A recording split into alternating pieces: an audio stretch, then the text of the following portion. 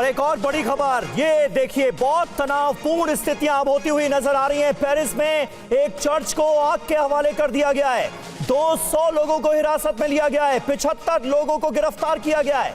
France की जनता block everything movement को आगे बढ़ाती हुई नजर आ रही है, लेकिन ये क्या, हिंसा जमकर शुरू हो गई है पेरिस की सड़कों पर। और अब ये बहुत चिंताजनक खबर सामने आ रही है, उपद्रवियों ने पेरिस के एक चर्च को आग के हवाले कर दिया है। ये कैसा गुस्सा है, ये कैसी नाराजगी है, एक धार्मिक स्थल को आग के हवाले कर दिया गया है, चर्च में आग लगा दी है उपद्रवियों ने। ये ताजा खबर सामने आ रही है जो कि कहीं ना कहीं बता रही है कि हालात कितने तनावपूर्ण होते हुए नजर आ रहे हैं, स्थितियां किस तरह से आउट ऑफ कंट्रोल होती हुई नजर आ रही हैं। फ्रांस की सड़कों पर एक तरफ ब्लॉक एवरीथिंग आंदोलन चल रहा है, फ्रांस में बार बार पीएम बदलने से लोग नाराज नजर आ रहे हैं। इमैनुअल मैक्रों के खिलाफ जबरदस्त नाराजगी है, राष्ट्रपति के खिलाफ जो गुस्सा है वो सड़कों पर उतर रहा है। और दूसरी तरफ एक धार्मिक स्थल को, एक चर्च को आग के हवाले कर दिया है प्रदर्शनकारियों ने।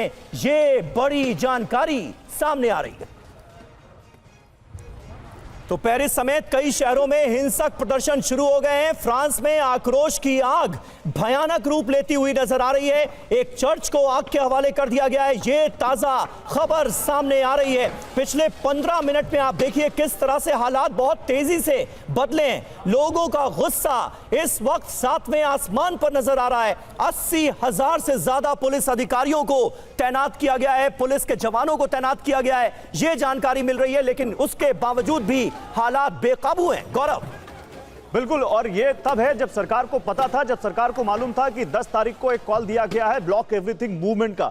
सवाल यह है कि क्या इमैनुअल मैक्रों सरकार का ट्रस्ट लोगों में कम होता जा रहा है? क्या इमैनुअल मैक्रों के लिए लोगों की लोकप्रियता लोगों में कम होती जा रही है? दिख तो यही रहा है गौरव, दिख तो यही रहा है। बिल्कुल, और पेरिस में हमने इससे पहले भी हंगामा देखा है। वहां की कई बार जो इमिग्रेंट्स है उनकी वजह से वहां पर हमने देखा, कई बार हंगामा हुआ पेरिस की सड़कों पर। हमने देखा जब अभी एक उनकी टीम लोकल फुटबॉल टूर्नामेंट जीत के आई, उसके बाद वहां पर काफी हमने देखा कि जश्न कैसे उपद्रव में बदल गया। लेकिन ये थोड़ा अलग है समीर, क्योंकि यहां लोगों की जेब पर असर है, क्योंकि यहां लोगों के ऊपर असर है, उनके भविष्य का सवाल है। और ये देखिए वहां पर झड़प शुरू हो गई है, तस्वीरें, नई तस्वीरें सामने आ रही हैं। गौरव, इसलिए आपको रोक रहा हूं, ये तस्वीरें आप देखिए किस तरह से सुरक्षा बलों और प्रदर्शनकारियों के बीच झड़प शुरू हो गई है। और कई जगहों पर सुरक्षा बल जो हैं वो लाठियां बरसाते हुए भी अब नजर आ रहे हैं। हालात को काबू में करने की कोशिश की जा रही है। अभी तक किसी तरह का जबरदस्त बल प्रयोग हुआ हो प्रदर्शनकारियों पर, ऐसी खबर फिलहाल नहीं सामने आई है। लेकिन अब चूंकि आंदोलन के दौरान हिंसा शुरू हो गई है, और कहते हैं जब किसी आंदोलन में हिंसा शुरू हो जाए तो फिर उसकी मियाद ज्यादा देर तक नहीं रहती। क्या फ्रांस में ऐसा होगा? क्योंकि अब हिंसा का दौर शुरू हो गया है, ये साफ तौर पर नजर आ रहा है। लेकिन प्रदर्शनकारियों की संख्या काफी ज्यादा है। पेरिस की सड़कें इस वक्त प्रदर्शनकारियों से पटी पड़ी हैं और जगह जगह भीड़ को तितर बितर करने के लिए सुरक्षा बल अब बल प्रयोग करते हुए नजर आ रहे हैं। जैसे ही नई तस्वीर आएगी हम आपको वो तस्वीर भी दिखाएंगे, खबर भी बताएंगे। गौरव, आप अपनी बात कंप्लीट करें। बिल्कुल, तो फ्रांस में इस वक्त जो निचला तबका है या जो मजदूर वर्ग है उसको लगता है कि इमैनुअल मैक्रों सरकार अमीरों की सरकार है। हाँ। और वहां पर उनको ये डर लग रहा है कि उनकी कमाई कम होती जाएगी। फ्रांस में उन लोगों के अंदर एक ये भावना आ गई है कि महंगाई देश में बढ़ रही है, उनकी कमाई नहीं बढ़ रही है, उनके ऊपर टैक्स का बोझ बढ़ रहा है। कहीं सरकार उनकी जो पेंशन है, कहीं जो हेल्थ पे जो सरकार के जो खर्च है, सरकार की जो स्पेंडिंग है वो कम ना हो जाए, उनकी जो सोशल सिक्योरिटी है उस पर खतरा ना हो जाए।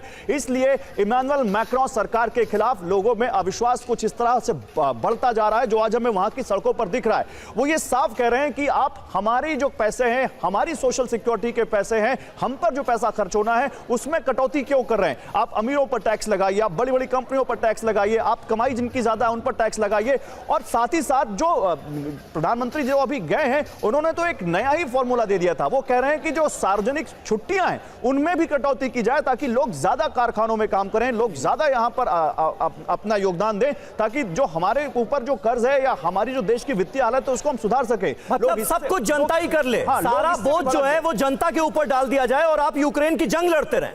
बिल्कुल, लोग इससे भी भड़क गए और यूक्रेन की में जिस तरह से फ्रांस लगातार या पूरा आप कह सकते हैं यूरोपियन यूनियन जिस तरह से उनको मदद दे रहा है, वित्तीय मदद दे रहा है, जिस तरह से उनको हथियार दिए जा रहे हैं, उससे भी लोगों में गुस्सा है कि पहले जो आपके देश के नागरिक हैं उनके ऊपर आपकी जो स्पेंडिंग है वो कम नहीं होनी चाहिए, क्योंकि आप अगर हम पे टैक्स डालेंगे, आप अगर हम पे महंगाई बढ़ाएंगे तो हम पे असर आएगा, हमारे बच्चों पर असर आएगा, उनकी पढ़ाई पर असर आएगा, उनकी हेल्थ सिक्योरिटी पर असर आएगा। और ये लोगों में अभी से नहीं हो रहा है समझ, जैसा कि मैं आपको बता रहा था 2025 के आप समझ सकते हैं मई या जून से लगातार सोशल मीडिया पर इसको लेकर बात हो रही थी। पहले छोटे संगठन इसको उठा रहे थे, पहले जो राइट विंग जो वहां के जो ऑर्गेनाइजेशन है उन्होंने इसको सपोर्ट किया, लेकिन धीरे धीरे इसमें ट्रेड यूनियन आई है, धीरे धीरे इसमें लेफ्टिस्ट। और गौरव, ये इस वक्त की बिल्कुल ताजा तस्वीरें सामने आ रही हैं, अभी की तस्वीरें TV9 भारतवर्ष पर आपके सामने हैं। जगह जगह हिंसा होती हुई नजर आ रही है और आगजनी बड़े पैमाने पर की गई है।